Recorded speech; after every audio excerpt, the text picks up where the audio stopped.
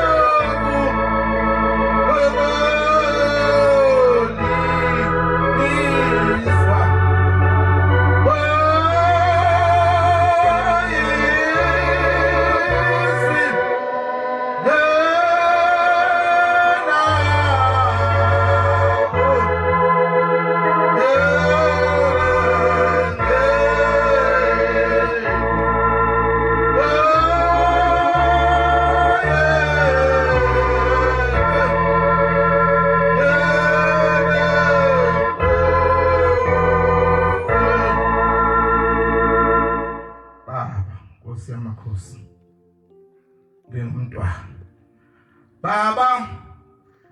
ngizokhulumela izwe lakithi kwaNdundulu lapha wenza khona indaba enkulu singabafanyana sibancane singangalezi insizwa lapha eduze kwethu lapha kwafika khona indaba enkulu kufika inyanga yezulu ithi mayifika inyanga yezulu ezweni lakithi ufika umama uyabika uthi baba Nkosi yamakhosi ithi lo mendo ongiphe wona Nkosi yamakhosi ngiyahlupheka ithi baba uthi baba uhlushwa yini mntanami ithi baba nginosisi ithi baba nalabo bantwana Nkosi ongiphe bona baba angazi Nkosi ngizobonda ngani uthi baba Inkosi yaManazaretha inyanga yezulu ithi zinyoni zidlani uthi baba kangazi uthi umama ithi Inkosi yaManazaretha kwaku 1986 kwalowo nyaka Inkosi yaManazaretha ifika ezweni lakithi idlula iqhamuka ngapha elinda isibuyela ebuhleni bamaNazaretha ithi Inkosi yaManazaretha laba bantwana baphetheyo ithi baba ngabami babeyile inkosi wangipha abanye kanye ithi Inkosi yaManazaretha balethe lapha yabathatha lezo insizwa nentombi yakwethu engamathwinzi ngaleso sikhathi yayithatha yasilula iminwe yayithatha yasilula iminwe zonke uthi umama yasimbuyisela yathi mi kuthi Inkosi yaManazaretha inyanga yezulu esayibona asizwa ngumuntu esho sayibonela bafowethu sayibonela umkhulu sasisho njalo sithi umkhulu omuhle wasezulwini bethe abadala uyeza ubaba wasephakameni lungashiwo esiteninga kwayeza ubaba wasephakameni singabantwana sibangaka Ngiyakhumbula ngolunye usuku abazali bethu basithengela izinsipho kwakuyi-light boy ne-sunlight namathawula lapho sahlabela khona besasonika Inkosi yaManazaretha sizinsizwa lezi ezincane ngapha safike sihlabela ingoma ithi emasihlabela ingoma sithi ingcwele simakade sithi ilanga lenyanga nomqalo wendlela sithi ingcwele simakade ithi masifika phambi komuntu omuhle wasezulwini ithi Sabatha uSabatha wasondela kwakuyinkosazane yathi ngena lapha endlini uthatha ama-orange ami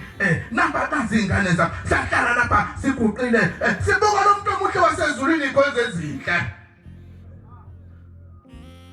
sabona indaba enkulu bafowethu inyanga yezulu into eyinhle ithi mayiqhamuka ihamba ikekelithi ngelinye usuku yakaholwa izintombi omasangweni intombi lapha ezweni lakithi yafika yathatha utshani yabuthwala yabuthi zashi intombi endala nesigubhu siyabonga into yasezulwini sigijima eduze kwenkosi yamaNazaretha. Awu sike sagijima bafowethu noma namhlanje ngasenzeki izinto sokumningi abantu kodwa sasiyibamba imoto sithi ngcini ithi pasopani phela ningathi ngaso yisono wonke umuntu omuhle wasezulwini ithi kumama ithi wena uzubutisiwe ngabantwana abayishumi nasihlanu uthi mama Nkosi ngizobonda ngani ithi izinyoni zihlani uthi mama kangazi namhlanje na bafowethu umama washo njalo wathi na baba ngiyababonga uthi bonga ngo20 rand wakuthiwa ishumi lonkondo ngalesa sikhathi